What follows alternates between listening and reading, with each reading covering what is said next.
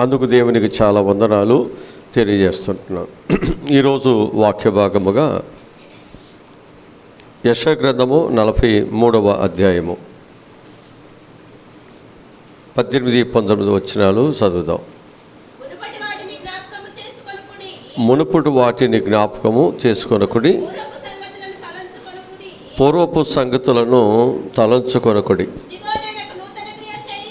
ఇదిగో నేను ఒక నూతన క్రియను చేస్తున్నాను, ఇప్పుడే అది మొలుసును, మీరు దానిని ఆలోచింపరా. నేను అరణ్యములో త్రోవ కలుగు చేస్తున్నాను, ఎడారులో నదులను పారచేస్తున్నాను. చాలు. ఇక్కడ మనం జ్ఞాపకం చేసుకున్నట్లయితే దేవుడు ఒక నూతనమైనటువంటి క్రియను నేను చేస్తున్నాను అని దేవుడు సెలవిస్తున్నాడు. ఒక నూతనమైన కార్యాన్ని దేవుడు ఏం చేస్తున్నాడంట? నేను చేస్తున్నాను అని దేవుని వాక్యము తెలియజేస్తుంటుంది.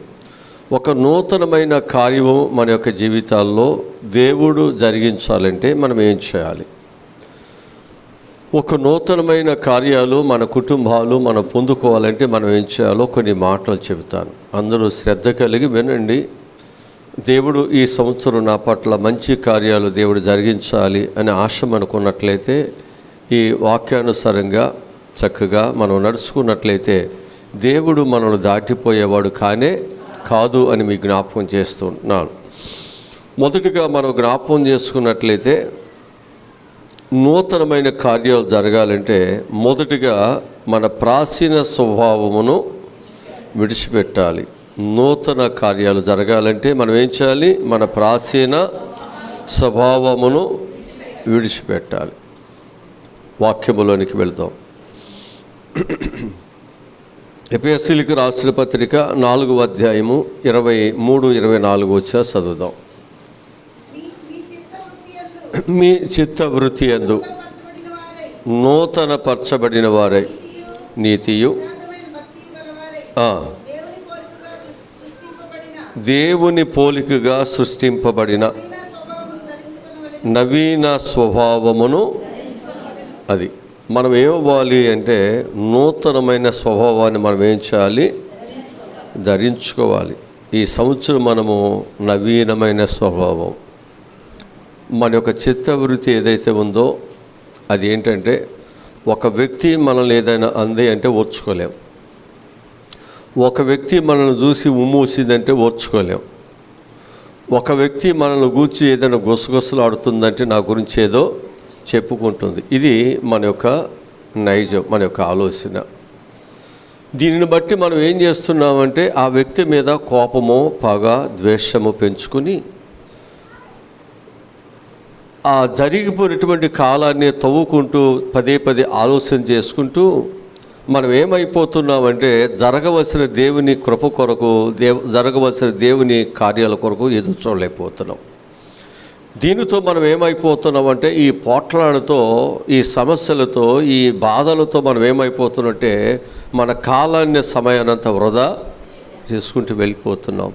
మన దేవుని పాదాల దగ్గర చేరి దేవుని పాదాల మీద పడి విశ్వాసముతో ప్రార్థన గడపలేకపోతున్నాం, చేయలేకపోతున్నాం.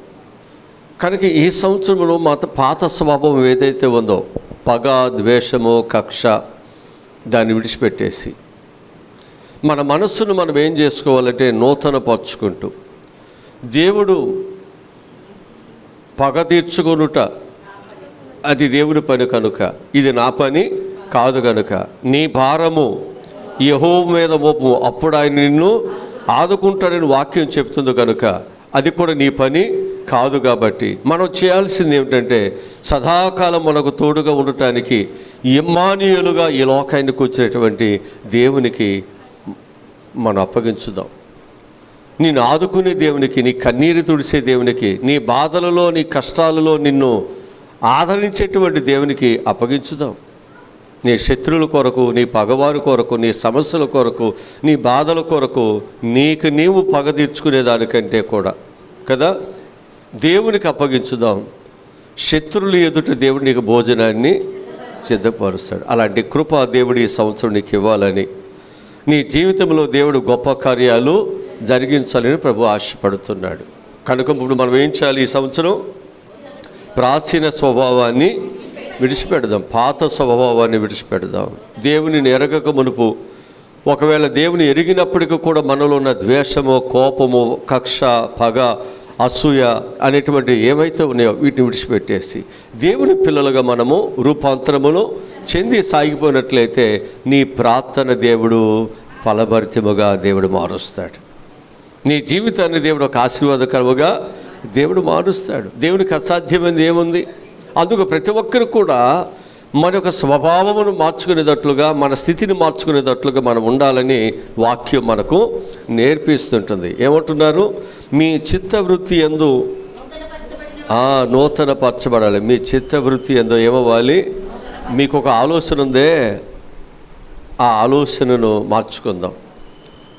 దేవుని ఆలోచనలోకి వెళదాం, దేవుని చిత్తములోనికి వెళదాం. దేవుని ఉద్దేశాలను ప్రభువా నా పట్ల నెరవేర్చబడాలి, నా పిల్లల పట్ల నెరవేర్చబడాలి. ప్రభువా నీ ఉద్దేశ ప్రకారముగా, నీ ఆలోచన ప్రకారముగా నేను నడుచుకున్నటువంటి స్వభావం కలిగిన వాడుగా నేను ఉన్నట్లు సహాయములను దయచే ప్రభువా. మన స్వభావం ఏంటంటే వారితో నాకేంటి, వీళ్ళతో నాకేంటి, ఆ స్వభావమును మనం ఏంటి మార్చుకుని నీ స్వభావం ఎవరి వైపు తిప్పాలన్నమాట? దేవుని వైపు తిప్పండి. దేవుడే నీ పక్షాన కార్యాన్ని దేవుడు జరిగిస్తాడు అనే విషయాన్ని జ్ఞాపకం చేస్తున్నాడు. కొలసీలకు రాసిన పత్రిక 3వ అధ్యాయము 9-10 వచ్చిన చదువుదాం. ఒకరితో ఒకడు అబద్ధములు ఆడుకుడి, ఏలయనగా ప్రాచీన స్వభావమును దాని క్రియలతో కూడా మీరు పరిత్యజించి జ్ఞానము కలుగు నిమిత్తము దానిని సృష్టించిన వాని పోలిక చొప్పున నూతన పరచుచున్న నవీన స్వభావం ధరించుకొని.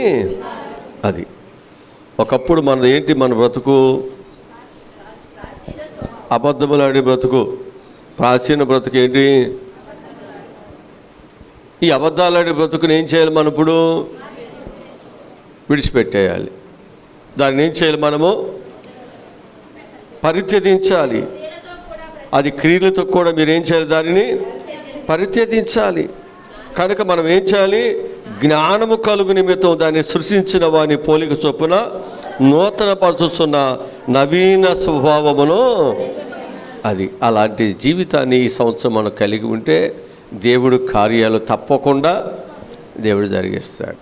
దేవుడు ఎంత చెప్పినా మన మనసు మార్చుకోకుండా, మన బ్రతుకు మార్చుకోకుండా, మన స్వభావం మార్చుకోకుండా, నేను అబద్ధాలు ఆడతాను, అబద్ధాలు ఆడితే ఎన్ని డబ్బులు వస్తాయి, అబద్ధాలు ఆడితే ఇలాగుంటుంది, అబద్ధాలు ఆడితే నా బ్రతుకు ఇలా ఉంటుంది అన్నట్లుగా ఒకవేళ నువ్వు ఉన్నట్లయితే నీ జీవితాన్ని నీవే, దేవుని కార్యాలు నీ పట్ల జరగకుండా నీకు నీవే నీ జీవితాన్ని పాడు చేసుకుంటావు. కనుక నీ స్వభావం ఒకవేళ అబద్ధాలు ఆడేదైతే, నీ స్వభావం ఒకవేళ పోట్లాడేదైతే, నీ స్వభావం ఒకవేళ తిరుగుబాటు చేసేదైతే దానిని విడిచిపెట్టండి. నీ స్వభావం ఒకవేళ దేవుని ప్రేమించలేనిదైతే, దేవుని ద్వేషించేదైతే, లేకపోతే సేవకులను ద్వేషించేదైతే ఆ స్వభావాన్ని మార్చుకుందాం. దేవుని పిల్లలుగా మనం రూపాంతరము చెందుదాం. దేవుడు నిన్ను, నీ కుటుంబాన్ని దేవుడు అత్యధికముగా దేవుడు ఆశీర్వదిస్తారు. హల్లెలూయా. రెండో విషయానికి వస్తున్నాను. రెండో విషయం, యేసు వైపు చూసుసు పరిగెత్తుతున్నప్పుడు నీ కార్యాలు నూతనపరచబడతాయి. మనం ఎవరి వైపు చూసి పరిగెత్తాలి? యేసు వైపు చూసుసు మనం పరిగెత్తాలి. అప్పుడు దేవుడు మన కార్యాలను ఏం చేస్తాడు? నూతనపరుస్తాడు. హల్లెలూయా.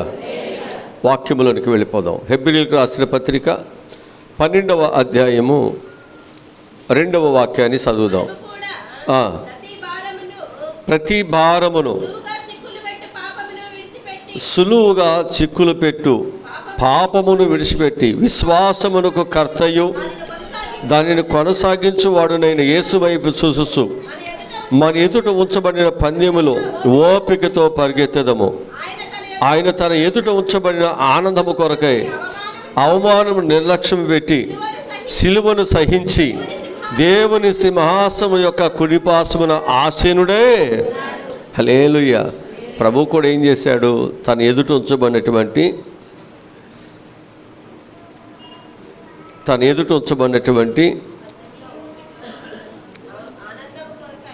ఆనందము కొరకే.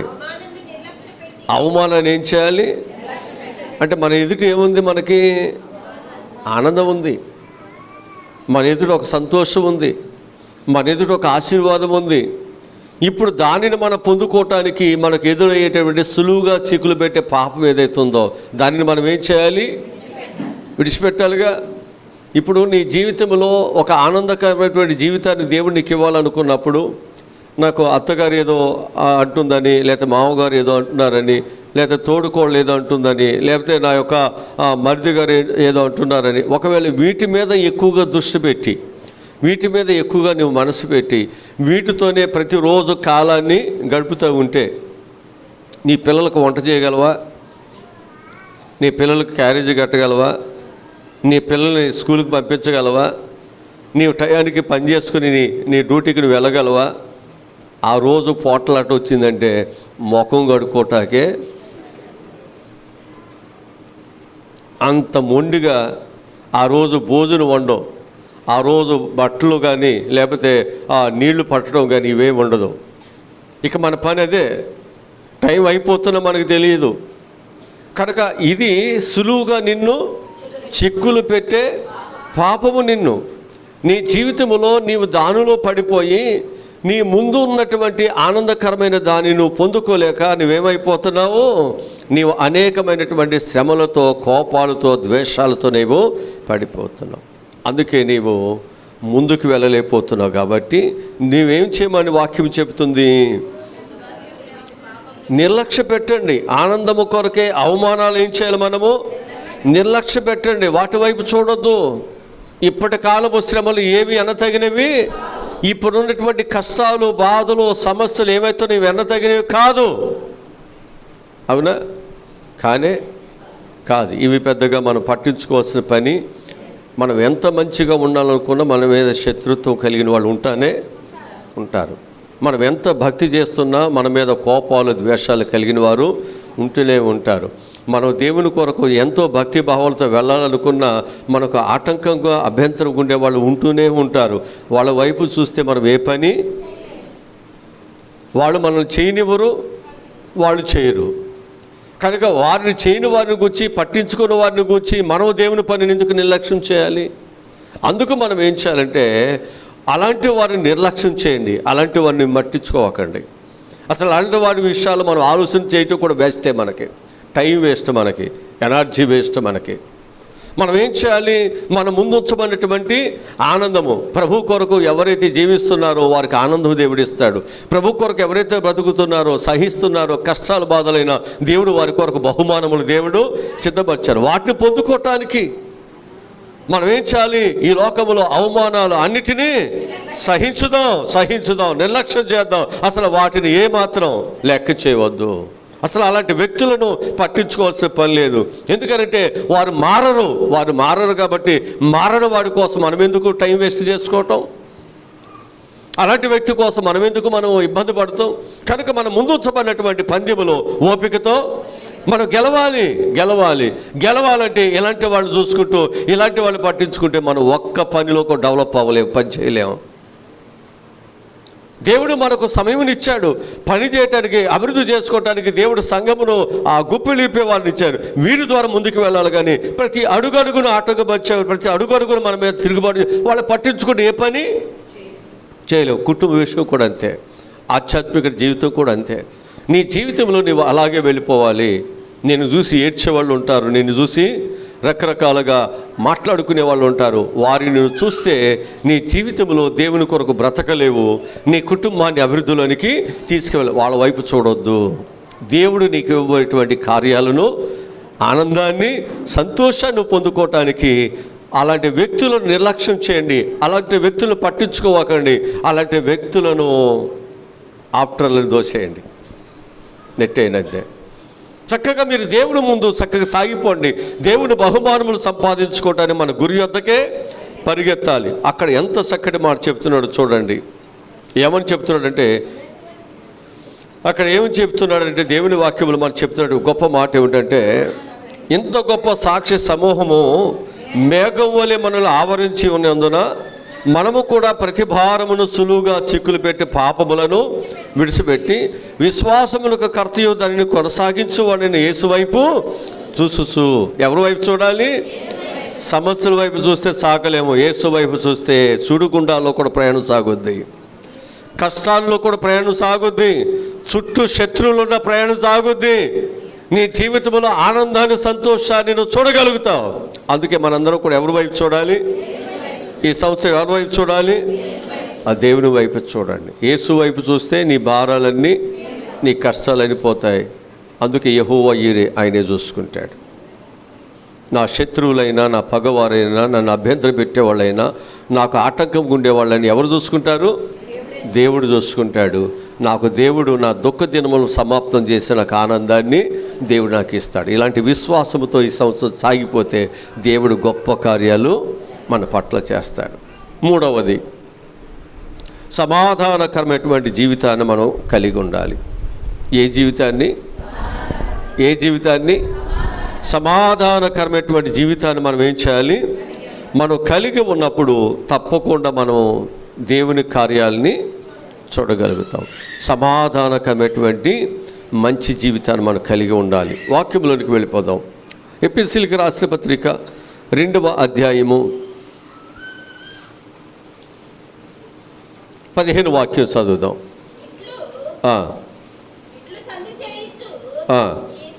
ఈ ఇద్దరిని తన యందు ఒక్క నూతన పురుషునిగా సృష్టించి తన సిలువ వలన ఆ ద్వేషమును సంహరించి తన ద్వారా ఇద్దరిని ఏక శరీరముగా చేసి దేవునితో సమాధానపరచవలని ఇలాగూ చేసిన గనుక ఆయనే మనకు సమాధాన కారకుడే. హల్లెలూయా, హల్లెలూయా. ఇప్పుడు దేవుడు మనకి ఏమిస్తాడు? సమాధానమును. అంతేనా? ఎవరితోనైతే మన శత్రుత్వం ఉందో ఆ ఇద్దరిని ఏం చేస్తున్నాడు? దేవుడు సమాధానపరుస్తున్నాడు. సమాధానపరచబడినప్పుడు ద్వేషం ఉంటుందా? సమాధానపరచబడుతున్నప్పుడు సమస్యలు ఉంటాయా? సమాధానపరచబడుతున్నప్పుడు ఏదైనా క్రూరత్వం ఉంటుందా? ఉండదు. కాబట్టి మనం ఏమవుతామంటే సమాధానం వలన కుటుంబము అభివృద్ధిలోకి వెళ్ళవచ్చు. భర్తకు భార్యకు సమాధానం లేకపోతే, వారిద్దరిని ఏకశరీరముగా చేసినప్పుడు, ఇది నాది ఇది నీది అనేటువంటి లెక్కలు మనం వేసుకున్నప్పుడు ఎలా ఉంటుంది? నీది ఏమైపోయినా పట్టించుకోదు, తనది ఏదైనా అయితే గొడవడద్ది. అంతేనా? ఇది నాది అనుకున్నప్పుడు తన దానిని ఎవరైనా ముట్టుకున్నా, తన దానిని ఎవరైనా దానిని నష్టం చేసినా అది పిల్లలైనా భర్త అయినా ఊరుకోదు, అత్తగారైనా. ఇది మంది అనుకున్నప్పుడు సమస్య ఉండదు. బాధ్యత పెరుగుతుంది, ఇద్దరికి బాధ్యత పెరుగుతుంది, కుటుంబానికి బాధ్యత పెరుగుతుంది. ఇది నాది అన్నప్పుడు బాధ్యత నీదవుతుంది, మిగతా వాళ్ళకి బాధ్యత ఉండదు. జాగ్రత్త. కుటుంబ విషయంలో నాది అని కాదు, దేవుడు ఇద్దరుగా ఉన్నవారిని ఏం చేశాడు? దేవుడు ఒక్క శరీరముగా దేవుడు చేశాడు. ఈ ఒక్క నూతనమైన పురుషుడుగా దేవుడు చేసినప్పుడు, ఒక్క శరీరముగా దేవుడు మనం చేసినప్పుడు, ఇద్దరు వేరుగా ఆలోచిస్తే, ఇద్దరు వేరుగా మాట్లాడితే, ఇద్దరు వేరుగా ప్రవర్తిస్తే నీ కుటుంబంలో సమాధానం ఉండదు. సమాధానం లేనప్పుడు మన కుటుంబానికి అభివృద్ధి అనేది ఉండదు. ఇద్దరు కలిసి ఉంటే ఒక జీతం తినొచ్చు, రెండో జీతం అభివృద్ధిలోకి తీసుకెళ్ళవచ్చు. ఇది సమాధానం లేనప్పుడు ఏమవుతుంది? ఎవరి డబ్బులు వాళ్ళే, ఎవరి ఖర్చు వారిదే. అంతేనా? ఎవరిష్టానుసారంగా ఏమైపోతుంది? కుటుంబం అభివృద్ధిలోకి వెళుతుందా? అందుకే మన కుటుంబాలు అభివృద్ధి పరచబడాలంటే మన కుటుంబాలు ఏముండాలి? సమాధానం ఉండాలి. దావీదు కాలంలో ఇశ్రాయేల్ దేశానికి సమాధానం లేదు. దావీదు కాలంలో ఎందుకు సమాధానం లేదంటే చుట్టూ కూడా శత్రువులు ఉన్నారు, ఫిలిష్తీయులు ఉన్నారు. ఇశ్రాయేలు అంటే ఇష్టమైనటువంటి వారు భయంకరమైనటువంటి శత్రువులు ఉన్నారు. మరి వారిని అణిసివేయటానికి దావీదు ఏం చేశాడంటే ఎప్పుడు యుద్ధము చేస్తూనే ఉండాలి, ఎప్పుడు కూడా రక్తాన్ని చిందిస్తూనే ఉండాలి. యుద్ధాలు చేస్తున్నప్పుడు అభివృద్ధి ఎలా వస్తుంది?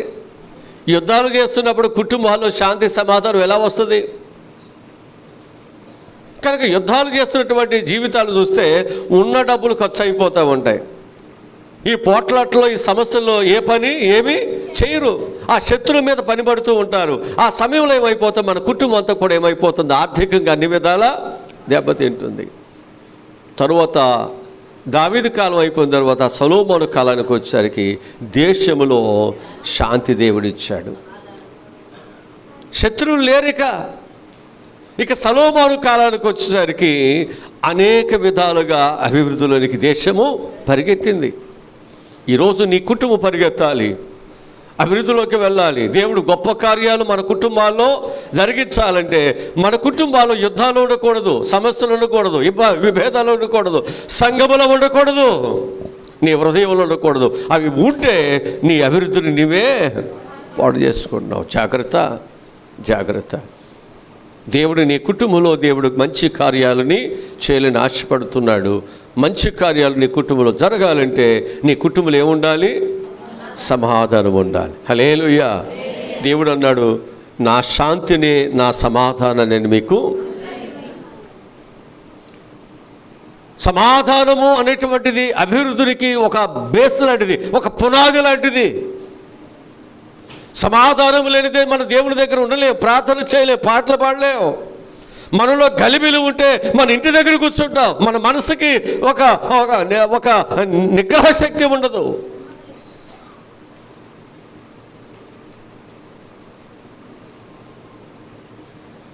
కాలు కాలి పిల్లెళ్ళే తిరుగుతూనే ఉంటాం, సనుగుతూనే ఉంటాం, గొనుగుతూనే ఉంటాం, ఏదేదో మాట్లాడుకుంటాం, ఏదేదో చేసుకుంటూ ఉంటాం. ఎందుకని? మనకేమీ లేదు. అది అత్తగారి మీద, కోడల మీద, లేకపోతే కోడల మీద అత్తగారికి ఉన్న ఇదే సంగతి. ఎదురు వచ్చిన ఊరుకోరు, ఉమ్మూసిన ఊరుకోరు, దగ్గిన ఊరుకోరు. అందుకు జాగ్రత్తగా మన జీవితం, కుటుంబము మన చేతులతో మనమే పెరికి వేయకుండా మన కుటుంబం ఎప్పుడు నిత్యము ఒక ఆశీర్వాదకరముగా అది ఉండాలి అంటే మనం ఏం చేయాలి? సమాధానమనే కోరాలి, కానీ మన శత్రుత్వాన్ని మనం కోరుకోవటానికి వీల్లేదు. ఆ విధముగా మన సమాధానముతో ఈ సంవత్సరం మనం సాగిపోతే దేవునితో ఏ పాపము అనేటువంటిది నీ జీవితానికి ఒక నష్టమని, కష్టాన్ని కలిగించేదిగా లేకుండా దేవునితో సమాధానముగా మనం సాగిపోతే ఈ సంవత్సరం నీ పట్ల దేవుడు గొప్ప కార్యాలనే ఖచ్చితంగా చేస్తాడు. దేవుడు నేను విడిచిపెట్టేవాడు కాదు అనే సంగతిని నేను మీకు జ్ఞాపకం చేస్తున్నాను. ఇక నాలుగవదిగా మనం చూస్తే అక్కడ ఆ సమాధానంలో ఒక చిన్న ఉదాహరణ చెప్తాను. అబ్రహామును గురించి ఒక మాట చెప్తాను. అబ్రహాము లోతును గురించి ఆదికాండము 13వ అధ్యాయం ఒకసారి తీయండి. 7-8 వచ్చిన చదవండి. అప్పుడు అబ్రహాము పశువుల కాపర్లకును, లోతు యొక్క పశువుల కాపర్లకును కలహము పుట్టెను. ఆ కాలమందు శత్రువులు ఉన్నారు. కాబట్టి అబ్రహాము మన బంధువులు కనుక ఇప్పుడు మన ఇద్దరు పోట్లాడుకుంటే శత్రువులకి ఏమైపోతాం? ఆ కాలంలో శత్రువులు ఉన్నారు. దేవుని ఆశీర్వాదము, దేవుని సమాధానం మన మీద ఉంది కాబట్టి మనం అభివృద్ధి చెందుతున్నాం. పిలిచింది నన్ను, కానీ నీవు కూడా వస్తే నిన్ను కూడా దేవుడు ఆస్వాదిస్తున్నాడు. ఇప్పుడు మన ఇద్దరం కలిపి పోట్లాడుకుంటూ ఉంటే శత్రువులకి ఏమవుతాం? పలసన అయిపోతాం. కాబట్టి అయ్యా, ఈరోజు మనం సమాధాన పడుదాం. వాళ్ళ బట్టి మనం పోట్లాడుకుని, వాళ్ళ బట్టి మనం శత్రువులై, వాళ్ళ బట్టి మనం విరోధులు కావద్దయ్యా. నువ్వు ఎడమ తట్టు వెళితే నేను కుడి తట్టుకు వెళ్తాను, కుడి తట్టుకు వెళ్తే ఎడమ తట్టుకు వెళ్తాను. నీవు విడిచిపెట్టిన దాని వైపు నేను వెళ్తాను. అక్కడ సమాధానమేగా కోరింది, సమాధానమే కోరుకుంది. కనుక సమాధానం ఉంది కాబట్టే అభివృద్ధిలోకి వచ్చాం. సమాధానం ఉంది కాబట్టే లోతుని శత్రువులు పట్టుకుని వెళుతున్నప్పుడు తన ఆస్తిని, తనని అబ్రహాం వెళ్ళి ఏం చేశాడు? వారిని విడిపించాడు. సమాధానం ఉంది కాబట్టి వాళ్ళిద్దరు సమాధానంతో విడిపోయారు కాబట్టి వారి మధ్య ప్రేమ, అనురాగాలు ఉన్నాయి. లోతుకి ప్రమాదం ఉన్నప్పుడు దేవుని దగ్గర ప్రార్థన. సమాధానం లేకపోతే ఏం చేస్తారు? ఆడి పక్కన పడో వీడు ఎవడో నాకు తెలియదు అని పోతాం. సొంతవాడైనా, బంధువు అయినా, కొడుకైనా, తండ్రి అయినా, ఎవరైనా వాడితే నాకేంటి? సమాధానం లేనప్పుడు ఎడబాటు వస్తుంది. సమాధానం లేనప్పుడు శాంతి ఉండదు. సమాధానం లేనప్పుడు అభివృద్ధి ఉండదు. ప్రేమ, అనురాగాలు, ఒకరి కష్టాలు ఒకరు పంచుకోలేము, చెప్పుకోలేము.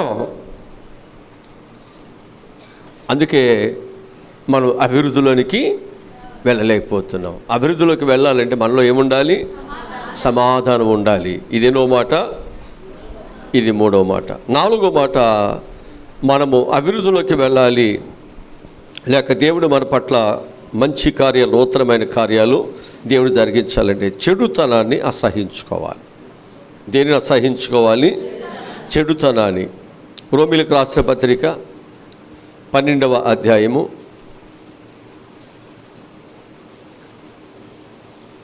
9వ వాక్యాన్ని చదువుదాం. నీ ప్రేమ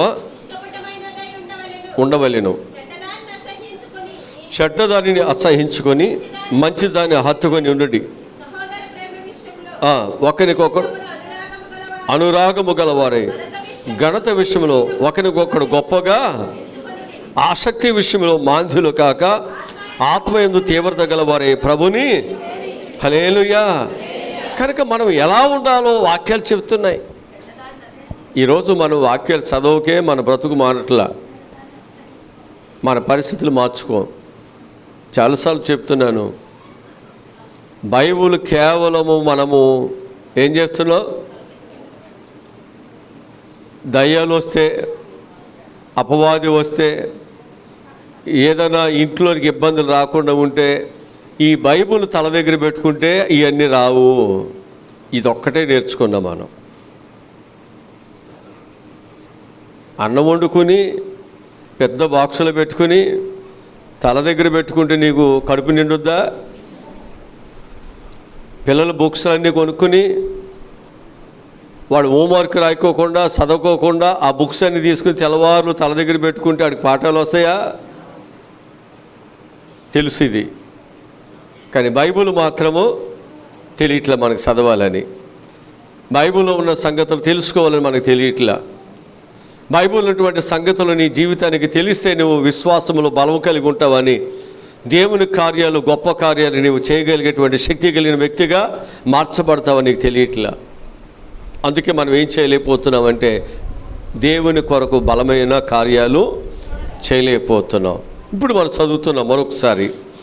అక్కడ 9వ వచనంలో ఏమని చెప్తున్నాడంటే, మీ ప్రేమ నిష్కపటమైనదై ఉండవలెను, చెడ్డదానిని అసహించుకొని మంచిదానిని. అది ఈరోజు మనం నేర్చుకోవాల్సింది ఏంటంటే, చెడ్డదానిని ఏం చేయాలి? అసహించుకోండి, మంచిదానిని హత్తుకోవాలి. ఇది మనం చేస్తే ఈ సంవత్సరం దేవుడి కార్యాన్ని. దేవుడు మంచివాడో చెడ్డోడా?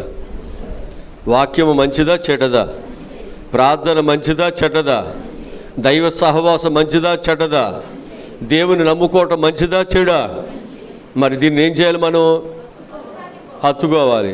ఎప్పుడు హత్తుకోవాలి? దేవుడిచ్చిన సమయంలో దేవుని మందిరానికి రావాలి. 9-10 వచ్చేట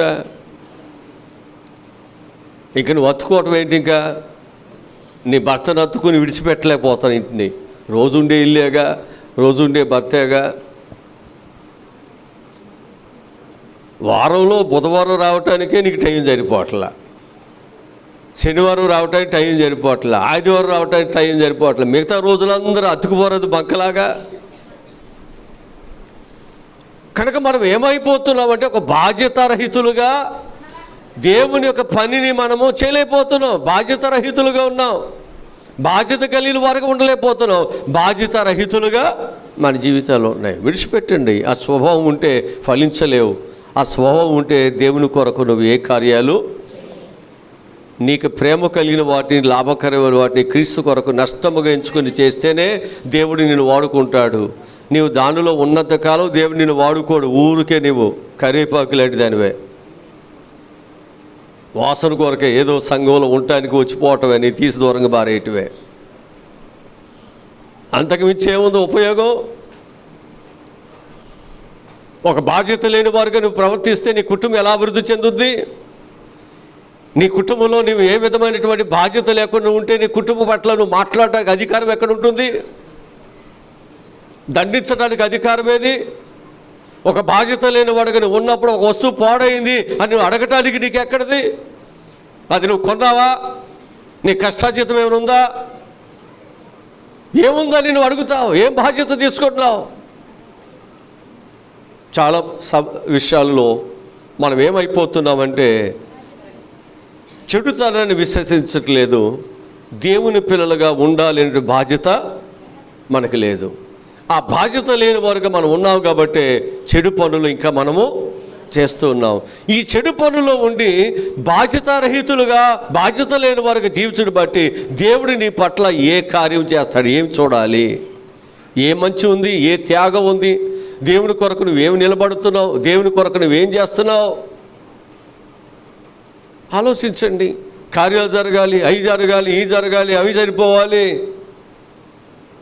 ఇది ఊరికే నువ్వు అనుకున్నట్లుగా మాటలు చెప్పుకుంటే జరిగేది కాదు. దేవుని పని అంటే చాలా కష్టముతో కూడింది, శ్రమతో కూడింది. కుటుంబం అభివృద్ధి కూడా ఊరికే జరగదు. అది చాలా కష్టముతో. అబద్ధాలు ఆడేవాడు కూడా బోడు కష్టాలు పడాలి. ఒకదానికి ఒక ముడేయాలాడు, అలికినట్టుగా చెప్పాలి మాటలు.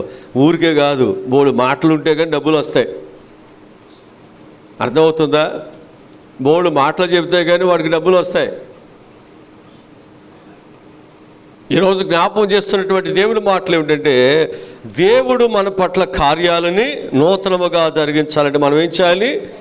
చెడ్డ దానిని మనం ఏం చేయాలి? అసహించుకోవాలి. మంచిని మనం ఏం చేయాలి? హత్తుకోవాలి. హల్లెలూయా.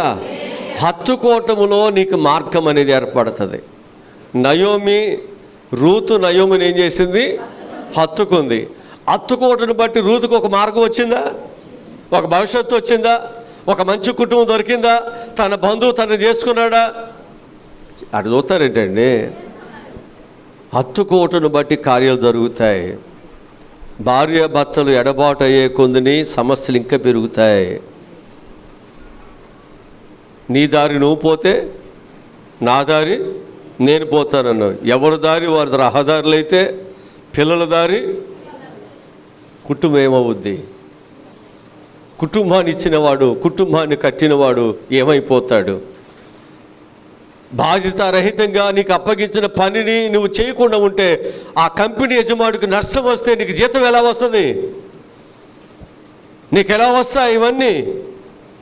నువ్వు కష్టపడితే కంపెనీకి ఏదైనా లాభం వస్తే నేను కొంతకాలము పోషిస్తాడు, నీకు ఏదైనా మార్గం చూపిస్తాడు. లేకపోతే ఆ కంపెనీ ఎత్తుకుని వెళ్ళిపోవాలి. ఊరికి నష్టాన్ని చేయడుగా. కనుక ఒక బాధ్యత కలిగిన వారుగా మనం పని చేస్తే దేవుని ఆశీర్వాదాలు మన మీదకు వస్తాయి. బాధ్యతారహితులుగా ఉండొద్దు ఈ సంవత్సరం. హల్లెలూయా, హల్లెలూయా. సామెతల గ్రంథం 8వ అధ్యాయం 13 వచ్చిన చదవండి.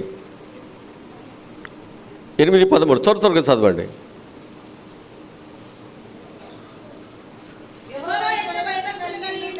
యెహోవా యందు భయభక్తులు కలిగి ఉండుట,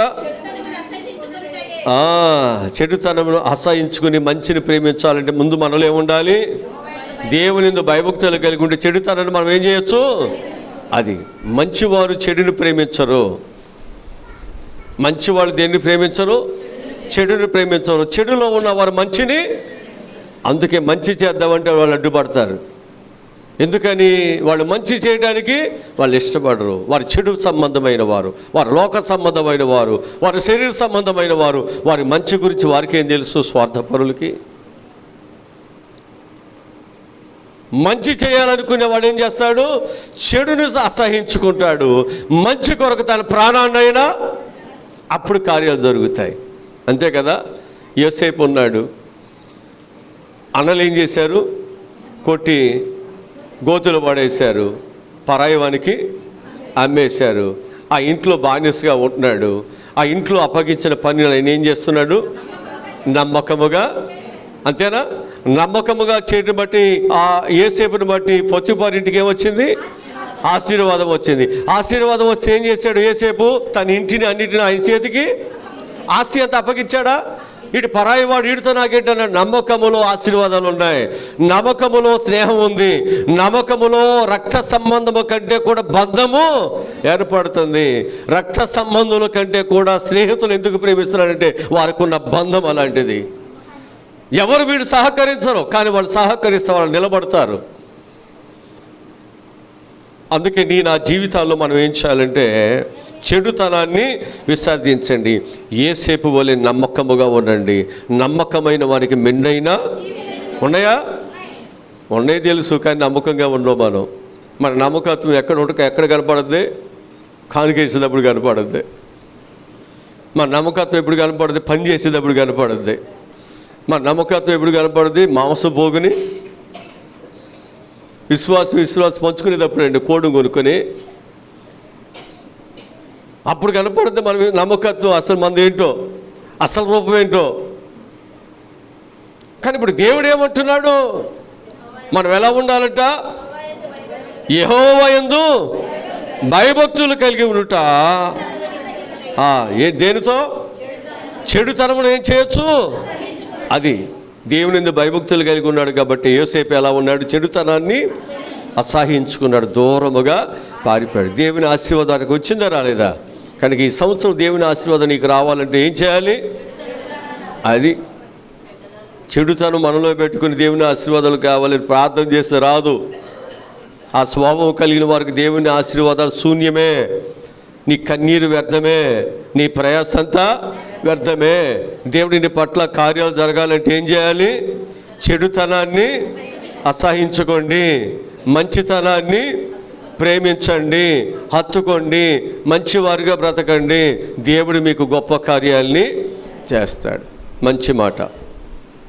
5వది, మంచి సహవాసము కలిగి ఉన్నప్పుడు దేవుడు కార్యాలని చేస్తాడు. అంతేనా? ఏ సహవాసం కలిగి ఉండాలి? ఏ సహవాసం కలిగి ఉండాలి? మంచి సహవాసం మనలో ఉండాలి. చెడు సహవాసము నీ జీవితంలో చెడు పనులు చేస్తూ నీ భవిష్యత్తును పాడు చేస్తుంది. అంతేనా? మంచి సహవాసం ఏం చేస్తుంది? నీవు మంచి పనులు చేయటానికి అది నీకు ఎంతో సహాయము చేస్తుంది. వాక్యముల నుంచి చూపిస్తాను. 1 యోహాను పత్రిక 1వ అధ్యాయము 1వ వాక్యము నుండి చదువుదాం. 1 యోహాను పత్రిక 1వ అధ్యాయము 1వ వాక్యము నుండి చదువుదాం.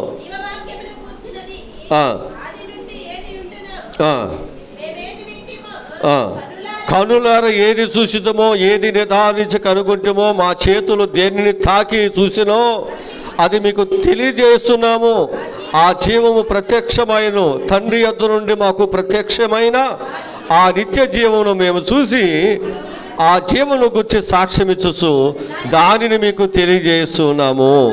మాతో కూడా మీకును సమాధానము కలిగినట్లు మేము చూసిన దానిని వినిన దానిని మీకును తెలియజేస్తున్నాము. మన సాహసం అయితే తండ్రితో కూడాను తన కుమారుడైనటువంటి యేసుక్రీస్తుతో కూడాను ఉన్నది.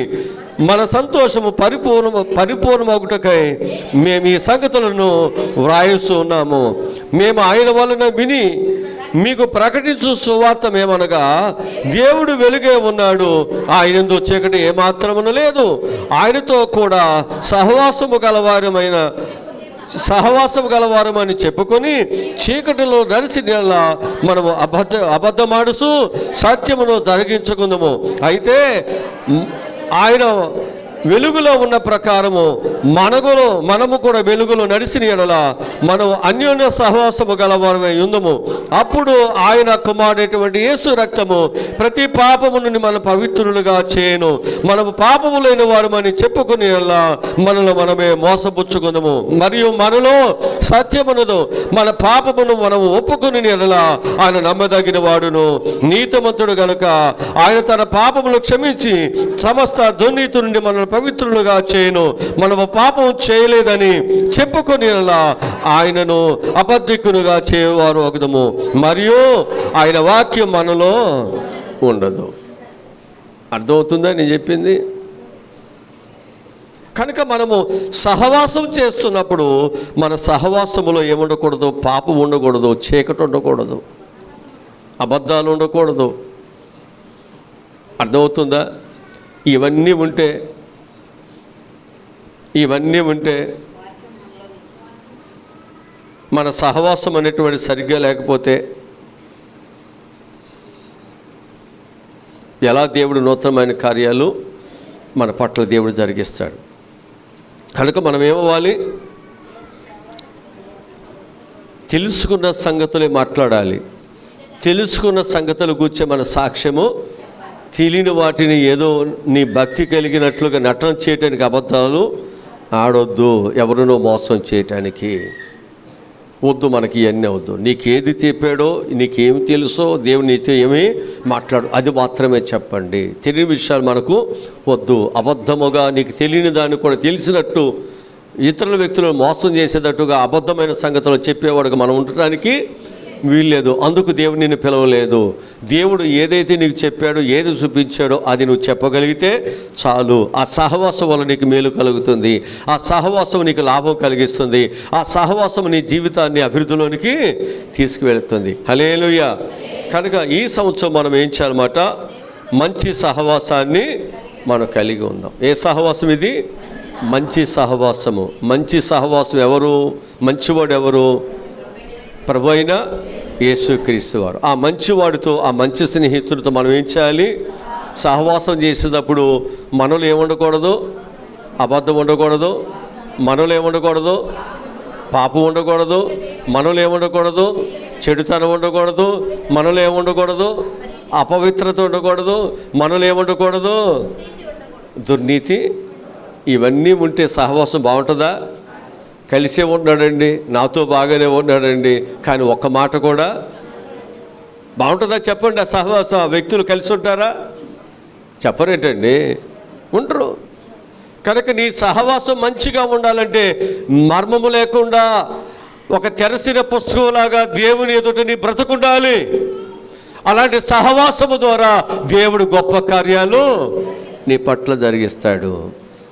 నువ్వేదేదో రహస్యాలు లోపల పెట్టుకుని నువ్వు పైకి భక్తి కలిగిన వారుగా దేవుని సహవాసంలోకి వస్తే నీకు వచ్చే ఆశీర్వాదం ఏమీ లేదు. నటన, సంఘం మీద నటన, దేవుని మీద నటన, సేవకుల మీద నటన వద్దు. నటనలు ఎవరికి సరిపోతాయి? ఆ మోకాలికి పెయింట్లు వేసుకునే వాళ్ళకి సరిపోతాయి. ఏ సన్నివేశానికి ఏ దేనికి కావాల్సిన నటన వాళ్ళు ఆ విధంగా నటిస్తారు వాళ్ళు. కానీ మనం నటించే వాళ్ళం కాదు, రియల్గా దేవుని కొరకు, రియల్ హీరో కొరకు బ్రతికేవాళ్ళు మనం.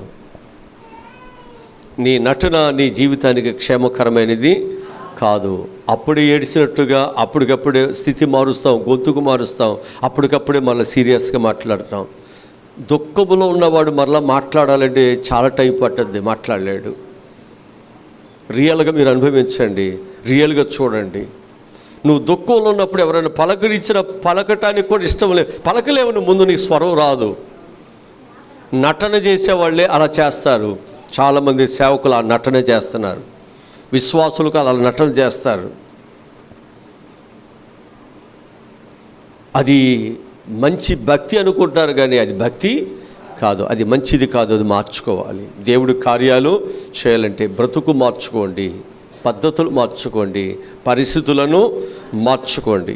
5వది, 6వదిగా మనం చూసినట్లయితే ఒక నూతనమైన మార్గములో లేక ఒక క్రొత్త పందెములో మన జీవితాన్ని నడిపించుకోవాలి. ఒక నూతనమైన మార్గములో లేక ఒక క్రొత్త పందెములో మనం ఏం చేయాలి? మన జీవితాన్ని నడిపించుకోవటాన్ని బట్టి దేవుడి కార్యాన్ని దేవుడు జరిగిస్తాడు. ఈ సంవత్సరం ఒక పందెం. నేను దీన్ని జయిస్తాను, లేకపోతే దీన్ని ఓడిస్తాను, లేకపోతే నేను దేవుని కొరకు ఈ విధంగా నేను సాధిస్తాను, నిలబడతాను దేవుని కొరకు. ఆకలైన, దప్పికలైన, ఎలాంటి పరిస్థితులైనా నా దేవుని కొరకు నేను పరిగెత్తుతాను. ఎప్పుడైతే నీవు ఈ విధంగా నీవు తీర్మానం చేసుకుని వెళతావో దేవుడు నీ పక్షాన్ని, దేవుడు గొప్ప కార్యాలని చేస్తాడు. హెబ్రీయులకు రాసిన పత్రిక 10వ అధ్యాయం 19వ వచనం చదువుదాం. హెబ్రీయులకు రాసిన పత్రిక 10వ అధ్యాయము. సహోదరులారా, యేసు మన కొరకు ప్రతిష్ఠించిన మార్గము అనగా నూతనమైనది, జీవము కలది, ఆయన శరీరమును తెర ద్వారా ఏర్పరచబడినదైన మార్గము. మార్గాలు దేనితో ఏర్పాటు చేస్తారు? మార్గాలు దేనితో ఏర్పాటు చేస్తారు? రోడ్లు దేనితో ఏర్పాటు చేస్తారు? రోడ్లు దేనితో ఏర్పాటు చేస్తారు? నేలతో ఏర్పాటు చేస్తారా? నేల మీదే కదండి ఏర్పాటు చేసేది. దేనితో ఏర్పాటు చేస్తారు? సిమెంటుతో, రాయితో, కంకరతో, రబ్బీసుతో, మట్టితో కూడా కదా దారి చేస్తారా? చేస్తారు. ఇప్పుడు దేవుడు ఏ మార్గం ఏర్పాటు చేశాడు? రాళ్లతో, మట్టితో, కంకరతో, సిమెంటుతో కానే కాదు. దేనితో ఏర్పాటు చేశాడంట? దేనితో ఏర్పాటు చేశాడు చెప్తున్నాడు ఇక్కడ. శరీరము అనేటువంటి మార్గము ద్వారా, చెర ద్వారా దేవుడు జీవ మార్గమును, నూతనమైన మార్గాన్ని దేవుడు మన కొరకు ఏర్పాటు చేశాడు. ఆ మార్గమున ఆయన రక్తం వలన పరిశుద్ధ స్థలమునందు ప్రవేశించుటకు మనకు ధైర్యము కలిగి ఉన్నది కనుక, దేవుని ఇంటి పైన మనకు గొప్ప యాజకుడు ఉన్నాడు కనుక, మన మనస్సాక్షి కల్మషము తోసకున్నట్లు ప్రోక్షించబడిన హృదయమును గలవారమై ఉండాలి. హల్లెలూయా. ప్రోక్షించబడిన, కడగబడిన, యేసు రక్తముతో కడగబడిన హృదయాలు కలిగిన వారుగా ఉండాలి. ఇక్కడ కడగబడిన వారుగా, కంపు కొట్టేవాళ్ళుగా, దుర్గంధముతో ఉండకూడదు. అలా నీ ఉంటే నీకు ఆశీర్వాదాలు లేవు. అలా ఉంటే దేవుడు నీకే కార్యాలు చేయడు. అర్థమవుతుంది నేను చెప్పేది? కనుక మనం ఎలా ఉండాలి? దేవుడు మన కొరకు ఏర్పాటు చేసిన మార్గమందు మనం ఏం చేయాలన్నమాట? మనం నడుచుకోవాలి. అలా ఎప్పుడైతే మనం నడుస్తున్నామో, అలా నడవటానికి ఎప్పుడైతే మనము చిత్తపరచుకుంటున్నామో, దేవుడు మన పక్షాన్ని, దేవుడు గొప్ప కార్యాలని దేవుడు జరిగిస్తాడు. హల్లెలూయా, హల్లెలూయా. చివరికి ఒక మాట చెప్పి నా మాట ముగించేస్తాను. ఎల్లప్పుడూ కృతజ్ఞత కలిగి మనం దేవుని పట్ల జీవిస్తున్నప్పుడు దేవుడు కార్యాలు చేస్తాడు. ఎల్లప్పుడూ కూడా దేవుని పట్ల ఏమై ఉండాలి? ఎలా ఉండాలి? కృతజ్ఞత కలిగి ఉండాలి. ఎల్లప్పుడూ కృతజ్ఞత కలిగి ఉండాలి. ప్రతిరోజు కృతజ్ఞత కలిగి ఉండాలి. ఈరోజు చూడలేని వారు చాలామంది ఉన్నారు. ఈరోజు నాకు ఇచ్చావయ్యా. చాలామందికి నాయన ఈరోజు పని చేసుకోవటానికి పనులు లేవు, ఈరోజు నాకు పనులు ఇచ్చావు నాయన. ఈరోజు నాయన నా భర్త లేకపోతే నా భార్య, నా పిల్లలు, నా కుటుంబం సజీవులుగా ఉంచావు నాయన. ఈరోజు నాయన మాకు ఈ భోజనం ఇచ్చావు నాయన. ఈరోజు నాయన మాకు ఈ ప్రయాణంలో మీరు మాకు తోడుగా ఉన్నావు నాయన. ప్రతిరోజు కూడా మనం ఏం చేయాలి? కృతజ్ఞత కలిగి మన జీవించుని బట్టి దేవుడి కార్యాలని చేస్తాడు. చాలామందికి కృతజ్ఞత ఉండదు. ఏముండదు? ఇది నేను కష్టపడుతున్నాను, నేను సంపాదిస్తున్నాను, నేను కట్టుకుంటున్నాను, నేను వండుకుంటున్నాను, నేను తింటున్నాను, కనీసం ఏముండదు? కృతజ్ఞత ఉండదు. వాక్యంలో తెస్సలోనికీయులకు రాసిన మొదటి పత్రిక 5వ అధ్యాయము 16 వచనం చదువుదాం. ప్రతి విషయమందును కృతజ్ఞతాస్తుతులు చెల్లించుడి, ఇలాగూ చేయుట యేసుక్రీస్తునందు మీ విషయంలో దేవుని, ప్రతి విషయంలో ఇలా చేయటం దేవుని చిత్తమా కాదా? కనుక మనందరం ఎవరి చిత్తం చేయాలి? దేవుని చిత్తం చేస్తే దేవుడు కార్యాలు జరిగిస్తాడా? అది ఈ సంవత్సరం మనం ఏం చేయాలి? ప్రతి విషయంలో, ప్రతి విషయం అంటే అసలు ఏంటి? పచ్చళ్ళు చేసుకున్నా, కారం పట్టించిన, పప్పులు వండుకున్నా, అక్కడ చూస్తారండి. ఇంకా చింతపండు కొనుక్కున్నా, అయ్యగారు ఉప్పు అయితే తెస్తాం అయ్యగారు. కనుక ప్రతి విషయంలో మనకేముండాలి? ఉండాలి. నీకు వచ్చే దానిలో కృతజ్ఞత కలిగి దేవునిది దేవునికి ఇవ్వాలి. అది లేనప్పుడు నీ కార్యాలు ఎలా చేస్తాడు? నాకు ఇచ్చి నన్ను శోధిస్తే ఆకాశవాక్యం విప్పి, అదేగా వాక్యం చెప్పేది. కార్యాలు జరగాలంటే మనం ఏం చేయాలి? దేవుడు చెప్పిన పని చేయాలి కదా. చేయకుండా ఎలా చేస్తాడు దేవుడు? అది మోసం కదా, అది ఆశించడం కరెక్ట్ కాదు కదా. కనుక మనం దేవుని పని దేవుడు చెప్పినట్లుగా ఆయన ఏర్పాటు చేసిన మార్గాల్లో మనం ఏం చేయాలి? నడుద్దాం. అలా నడవాలి. ఆయన అందుకే ఏర్పాటు చేశాడు. ఆ మార్గంలో నడవటానికి దేవుడు మనం పిలుచుకున్నాడు. ఆయన మార్గంలో కుడికి కానీ ఎడమకు కానీ తొలగపోకుండా ఉంటే దేవుడు తోడుగా మేఘస్తంభంగా ఉంటాడు, అగ్నిస్తంభంగా ఉంటాడు. నిన్ను తీసుకువెళ్ళి పాలు తేనెలు ప్రవహించే దేశంలోనికి దేవుడు నిన్ను తీసుకువెళతాడు. నువ్వు మరి నడవకుండా నువ్వు ఎలా వెళ్తావు? వాగ్దాన దేశంలోకి ఎలా వెళ్తావు? ఎన్ని ఆశీర్వాదాలు వస్తాయి చెప్పండి. కనుక ఈ సంవత్సరం మనం దేవుడు మన పక్షాన కార్యాలు చేయాలంటే మనం ఎలా ఉండాలి? కృతజ్ఞత కలిగిన వారుగా మనం ఉండాలి. దేవుడి మాటలు దీవించునుగాక. ఆమేన్. తల వచ్చండి, ప్రార్థన చేసుకుందాం. మా ప్రభా, చెప్పబడినటువంటి ప్రతి మాటను బట్టి నీకు వందనాలు.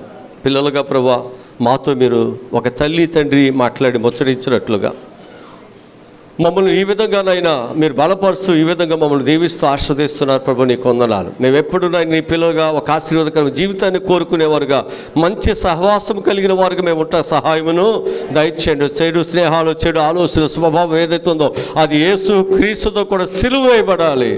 దేవుడు మా కొరకు ఏర్పాటు చేసిన నవీనమైన కొత్త మార్గములనైనా మేము నడుచుకున్నట్లు మీరు మాకు సహాయములను దయచేయమని యేసు నామములో ఈ మనవలి ప్రార్థనలు అడిగి పొందుకుని ఉన్నాము తండ్రి. ఆమేన్. ఆమేన్.